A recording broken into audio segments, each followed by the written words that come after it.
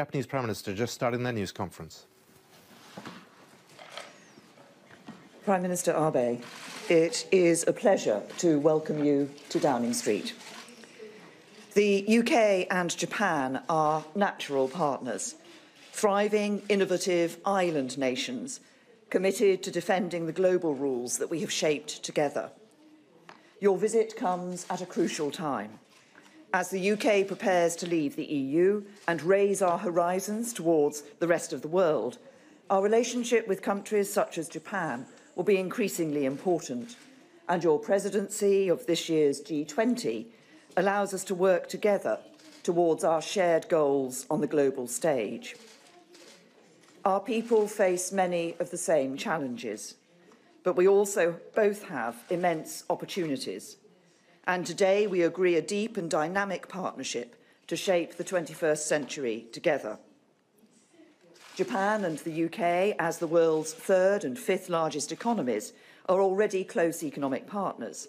Japanese companies employ 150,000 people here in Britain, and trade between our two countries totalled £28 billion in the past year. Our exit from the EU provides an unprecedented opportunity to strengthen this trade and investment relationship.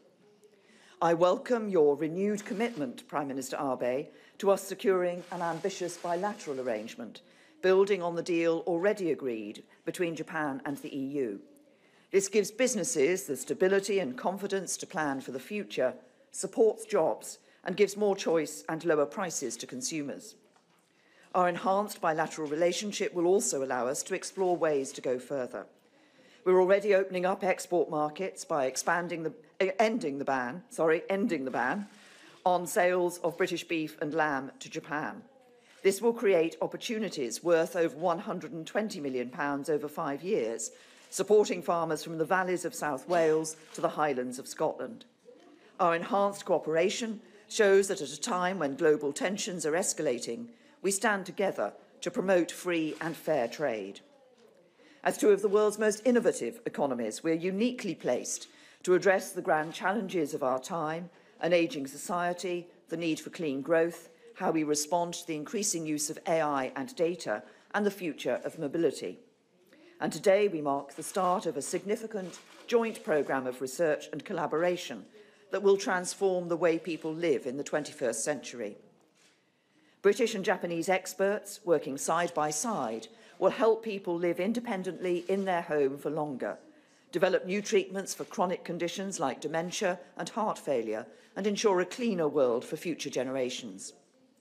Together, we will also ensure businesses and innovators are able to use big data legally, ethically, and safely in the future. This is our modern industrial strategy in action. Our two cultures already inspire one another's people. 250,000 Japanese tourists come to the UK each year, and we see growing numbers of British tourists visiting Japan. As part of our cultural exchange, the National Gallery will send a major exhibition to Japan, including the famous Sunflowers by Vincent van Gogh, a painter himself inspired by Japanese art. And with Japan set to host the Rugby World Cup in 2019 and the Olympics and Paralympics in 2020, the UK is sharing our experience of delivering these events safely and successfully. Now, global economic growth is underpinned by security. In Tokyo, we signed a joint declaration that transformed our defence partnership and stepped up our collective response to the threats we both face. We saw the strength of our relationship when Japan added its voice to condemn the nerve agent attack in Salisbury, and I want to thank you, Shinzo, for the support your nation showed. This year, we're increasing the number of combined exercises between our defence forces on sea, land and air, and we will deploy the Royal Navy warship HMS Montrose to the region, following on from 3 naval visits in the past 12 months. This will help us to enforce sanctions against the DPRK as part of our joint determination to a peaceful resolution to tension in the region and to the complete denuclearisation of North Korea.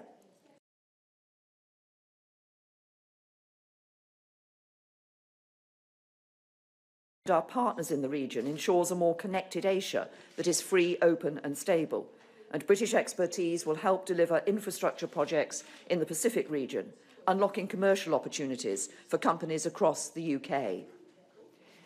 2019 is an historic year for Japan. We look forward to working closely with you to ensure a more peaceful, prosperous world. 今年 G20 サミット議長として、最初に外国を訪問するにあたり、It's a great pleasure to be able to visit the UK on my first trip overseas as the chair of the G20 summit. THERESA, thank you very much for the warm hospitality granted to us.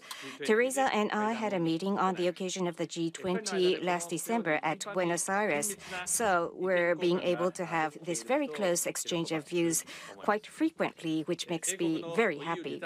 The world is watching the UK as it exits the European Union. Upon my visit to the UK this time around, I had the opportunity to have in-depth discussion with THERESA on various subjects such as Brexit. Of course, final judgment on Brexit can be handed down only by the people of the UK, but with your permission, I'd like to take this opportunity to mention a few words.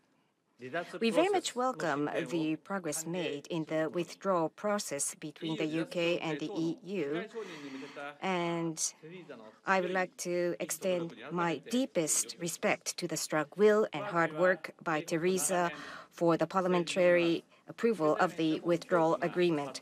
Japan and the UK has been building a very strong partnership not only in the political arena but in the economic area. For Japan, the UK is the gateway to the European market.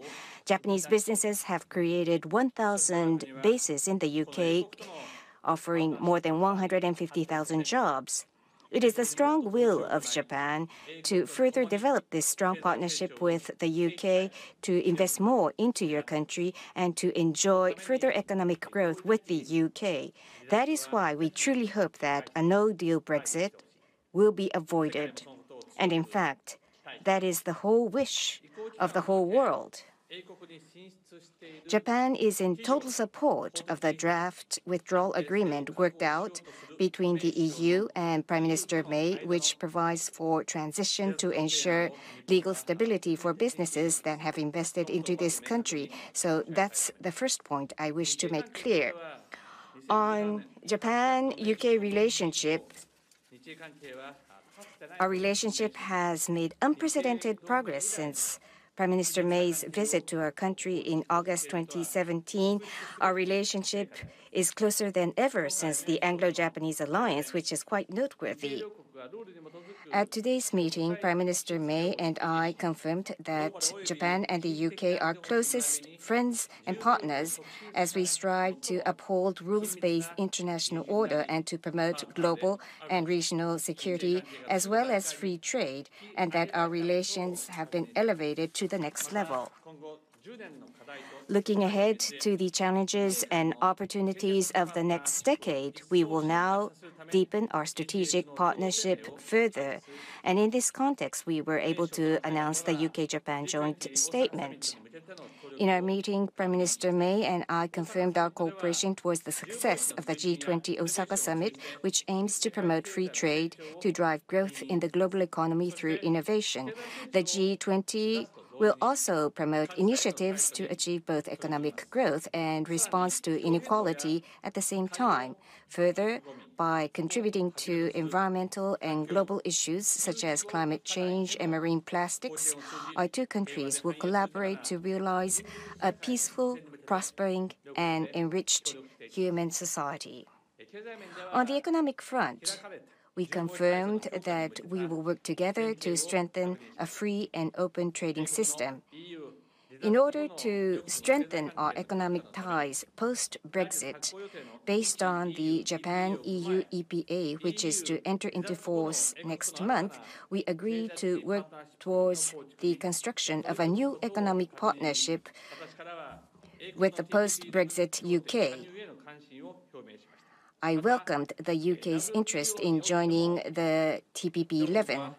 On WTO, we agreed to work even closer to promote its reform. On Japan-UK economic relations after Brexit, we agreed to focus on strategic cooperation in innovative areas including AI, robotics, and hydrogen society. On cooperation in the Indo-Pacific, we welcome the UK deepening its engagement in this region. Prime Minister May and I agree to inject further efforts to strengthen cooperation in areas such as maritime security, quality infrastructure, and telecommunications infrastructure, including 5G.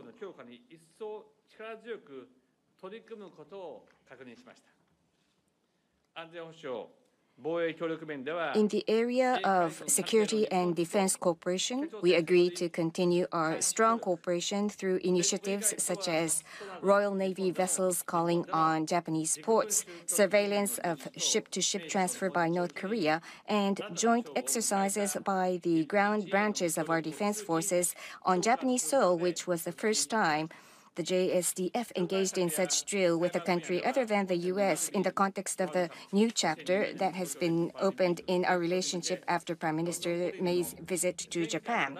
On counterterrorism and cyber, as we prepare for this year's Rugby World Cup and 2020 Tokyo Olympic and Paralympic Games, we look forward to sharing expertise and experiences of the United Kingdom, which has hosted the London Olympic Games and the previous Rugby World Cup Games.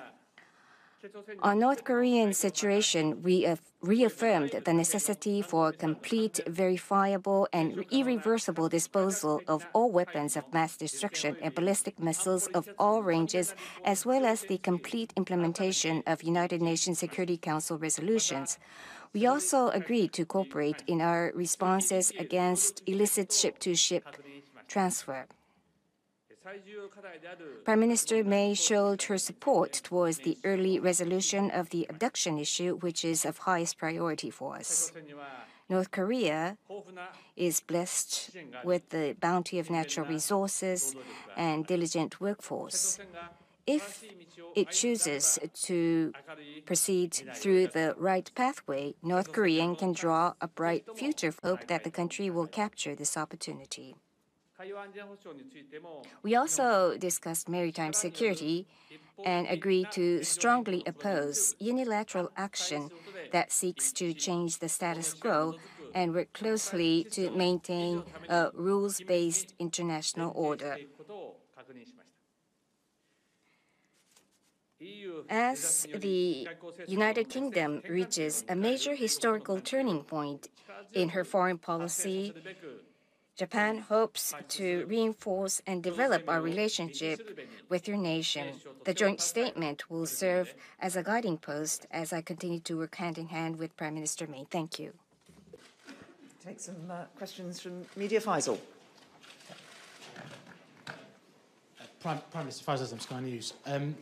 After the losing of 2 votes in 2 days and your own business secretary saying that no deal would be a disaster, why not take this opportunity, perhaps your host would appreciate it, to rule out no deal yourself?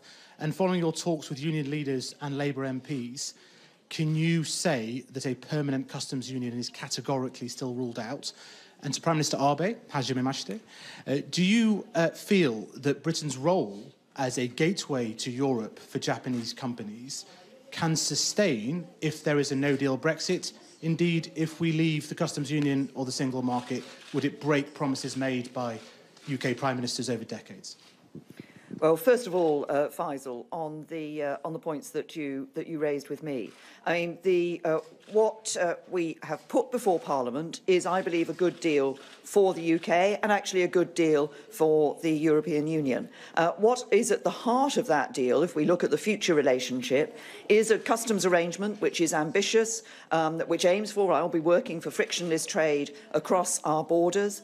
But it is a more ambitious trading arrangement between the European Union and the United Kingdom than they have entered into with any other third country.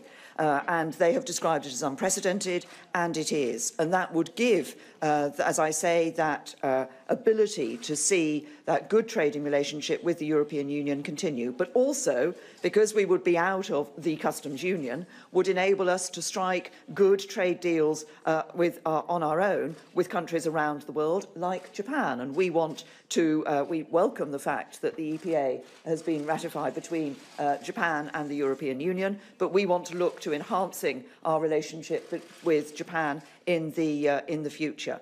And if we look at what has been happening in the House of Commons, the only way to avoid no deal is to have a deal.